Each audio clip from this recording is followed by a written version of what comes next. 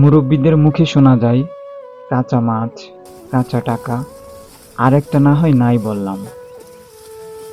এইগুলা দেখলে যাদের নেশা হয় তাদের বেঁধে রাখা এক কথায় অসম্ভব। ঝিনাইদহ জেলার মধুপুর বিশ্ব রাস্তার পাশে মাছ ধরার প্রতিযোগিতায় নেমেছে কিছু মানুষ। তাদের কিন্তু মাছ ধরা পেশা নয়, মাছ দেখলে তাদের ধরার নেশা হয়। এই বৃষ্টির মধ্যে মধুপুর গ্রামের বিশ্ব রাস্তার পাশেই যে মাঠগুলো আছে, সেই মাঠে জায়গায় জায়গায় পানি বেঁধে আছে। আপনাদেরকে একটু দেখানোর চেষ্টা করি যে আহ, ঝেয়া, পুঁটি এবং ট্যাংরা মাছ, দেশি জাতীয় যে মাছগুলা আছে, সে মাছগুলা কিন্তু প্রচুর পরিমাণ, মানে হিউজ পরিমাণ দেখা যাচ্ছে।